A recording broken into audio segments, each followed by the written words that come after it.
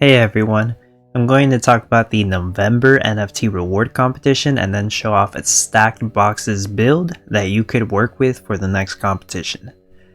The next competition will be on November 1st, 2022, a few hours after I posted this video, and the meta for points will be Stack Box, also known as Stacked Boxes, a new craft that will require one party box, one fabric box, and one supply box in order to craft. Stacked boxes will sell for 3 million in-game cash and give 5 million points per each. That means 30 million cash and 50 million points for a batch of 10. These stacked boxes will be crafted in the boxing facility and the item will be stored in a warehouse. The reward structure for this next competition is an NFT prize for the top 4,500 placements, with a minimum of 50,000 points in order to be eligible for a prize, with better ranks receiving a higher rarity version of the NFT prize.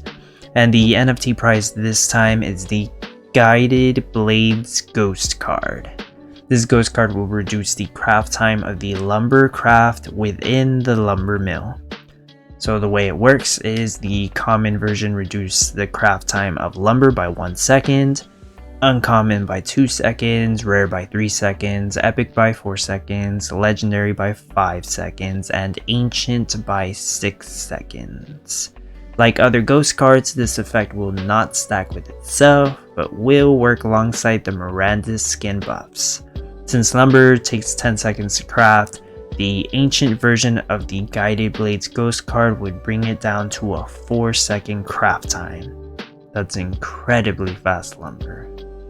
This competition features boosted cash for some items, but overall the meta for cash will be pumpkins. Although eggs will also be a good alternative, but in my opinion not the best option, since you can make more money selling pumpkins this time around than selling eggs.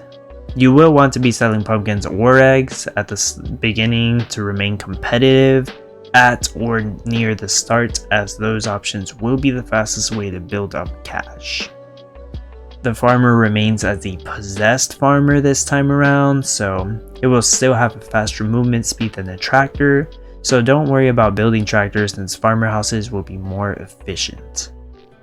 For edge biomes, I highly recommend an ocean edge in order to have a green timer for salt fields, since you will be needing salt in this build. Rivers are also very helpful, but make sure you have a way to have green timer salt fields first before worrying about rivers. I also highly recommend at least one open world edge, or even 2, as you'll want to use shallow mines in order to craft iron, chromium, and limestone for the build.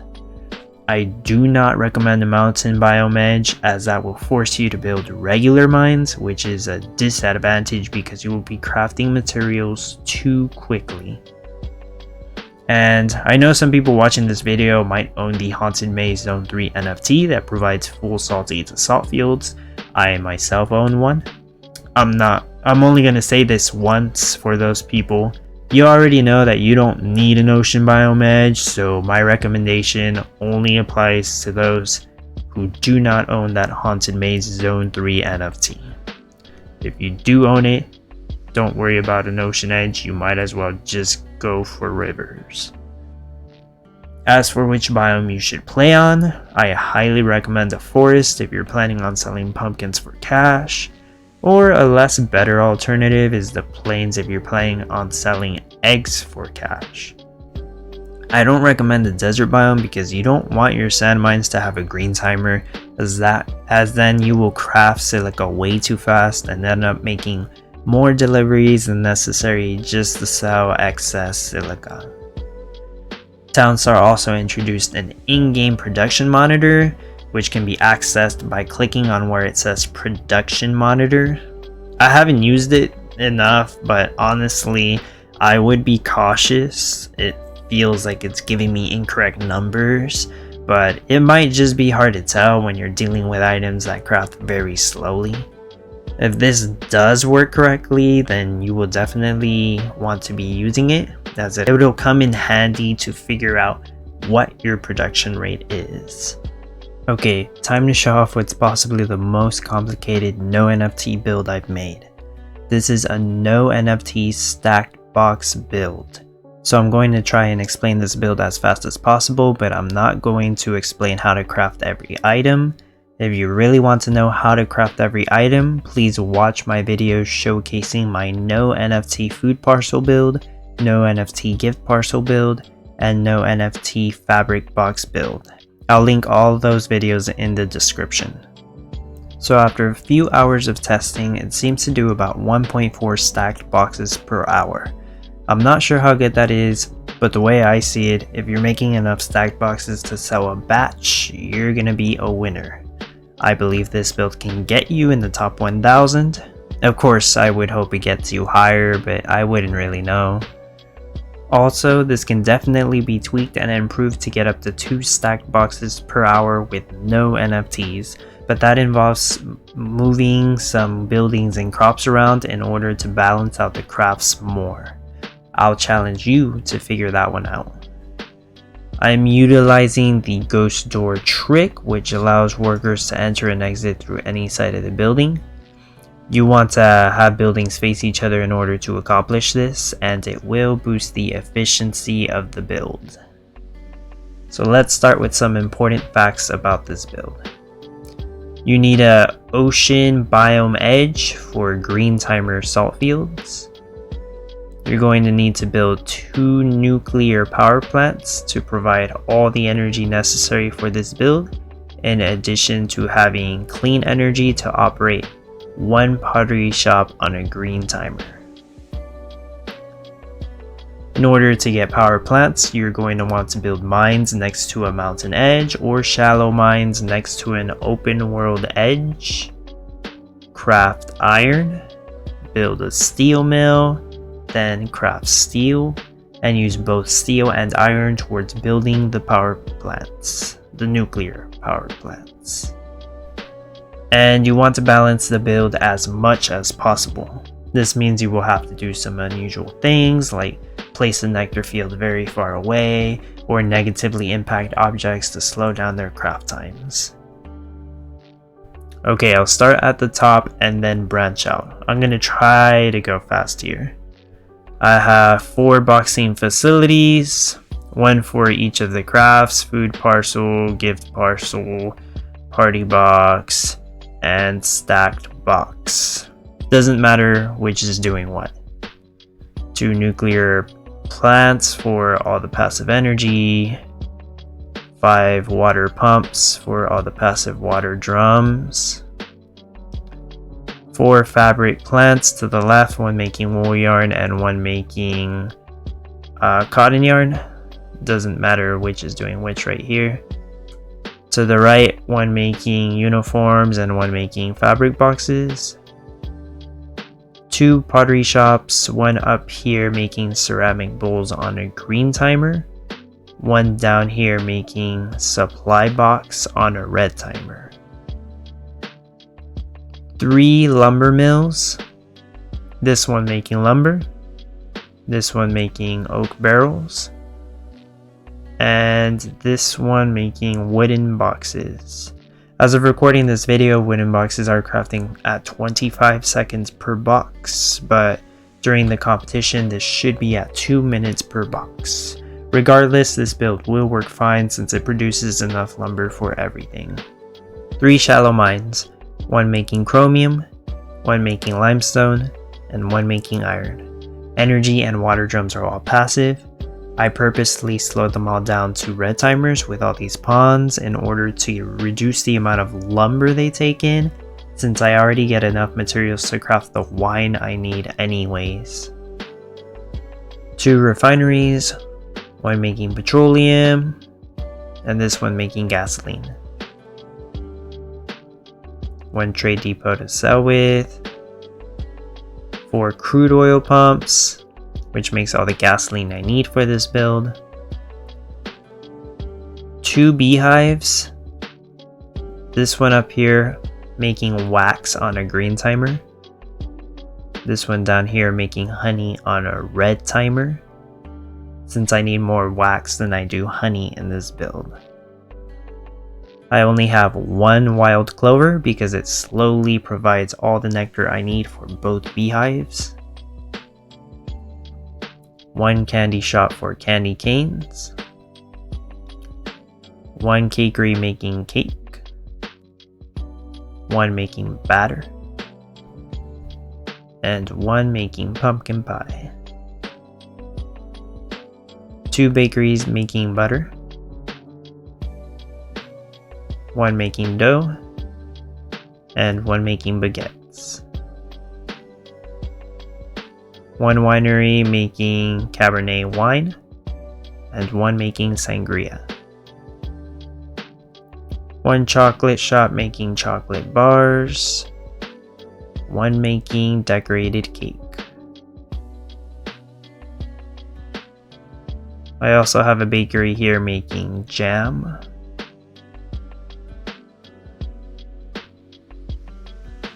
Okay.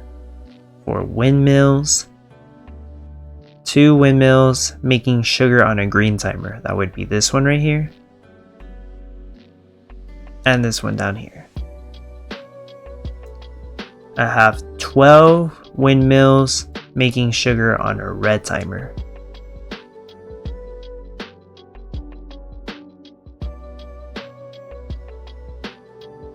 I have 7 windmills making salt on a red timer. And 10 windmills making flour on a red timer. 2 sheep pens, 5 milk barns, 2 chicken coops, and a total of 20 meadows. I also have 1 feed mill and 1 trough being used as well. 4 salt fields, 4 sugarcane fields, 4 wheat fields, 18 tree farms, 1 oak tree farm, 1 pumpkin patch, 2 Cabernet vines, 1 cotton field, 1 peppermint field, 1 cocoa tree, 1 strawberry field, and 1 clay field.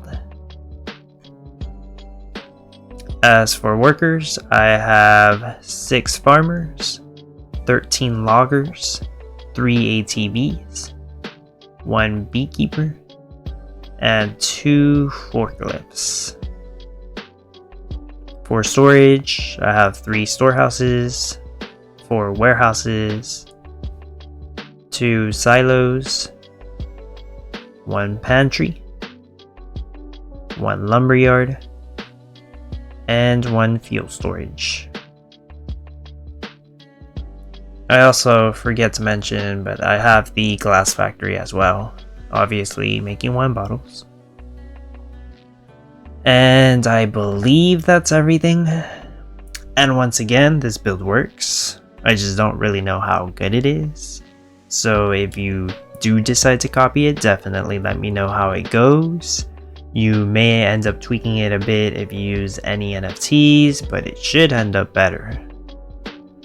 Okay, so I'm going to talk about NFT recommendations for this build. If you have Gusty Wind's Ghost card, apply it for faster windmill craft times. If you have a Greasy Wheels Ghost card, you should only apply it if you think you need more sangria in your build. Otherwise, I recommend you do not apply it. If you have Grand Oak's Ghost card, don't apply it. You likely will already make more oak wood than you need. If you have the Gifted Baker Ghost card, apply it. It will benefit you overall. If you have the Garment Specialist Ghost card, go ahead and apply it. It won't help much in this build, but it's not bad to apply it either. If you have Haunted Maze Zones, here's what I recommend. I have this spot right here where I have the Builder House, where you can place a Haunted Maze Zone 2 for passive clay lumps to the Pottery Shop, allowing you to remove the need of this clay field. You can place your Haunted Maze Zone 3 somewhere over here to provide green timer salt fields, assuming you don't have an ocean edge and preferably got a river edge instead to supply the water you will need. I do not recommend using Haunted Maze Zone 1 or 4 for passive nectar, since I believe it might break this build. But if you insist on placing them for the full Haunted Maze Zone buff, then here's what I would do. Place the Haunted Maze Zone 4 right here, which the buffed effect of 2 passive nectar will end up giving 1 passive nectar to this beehive right here, which will be fine. And Haunted Maze Zone 1 should be placed anywhere else you want to sacrifice a spot. Getting the additional 25% movement speed bonus to cows and sheep will help. Now, if you have a wheat stand, depending on the rarity, figure out how to provide passive wheat to as many windmills crafting flour and feed mills crafting feed as possible. This will definitely boost the efficiency of your build. If you have the Haunted Wing NFT or similar crude oil NFTs, you could sacrifice a logger or two in order to place these passive crude oil NFTs to supply crude oil to this refinery. You will then remove the need for crude oil pumps and possibly 1 forklift as well, because you still need a forklift for the silica on the sand mine. Which I forgot to mention, you do need a sand mine for this build. Figures.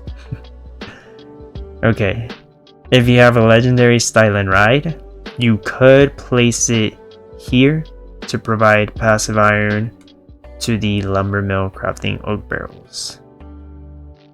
Then you can remove the mine crafting iron and build the Pottery Shop crafting the supply boxes there. And if you have the 888 Orb of Hope NFT, I don't recommend you use it because you won't need it in this layout. Alright, if you watched my party box build or even copied it, then you probably realized that this build has a similar layout to that one. I pretty much took that build and adjusted it to work with this one, since the majority of the operation here involves crafting party boxes. So that's all the information I have. I also updated the Townstar playbook to the new version I've been working on. Check it out if you haven't. I'll make a dedicated video on it later. I had to delay it since I needed time to work on this build, but it's much better looking and more organized than ever now. Alright, I hope this video helps you, and I wish you the best of luck in the competition if you decide to compete.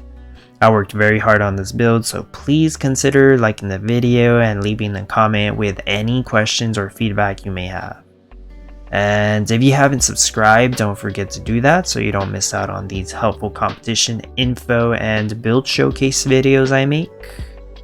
I thank you so much for your support, and thank you for watching.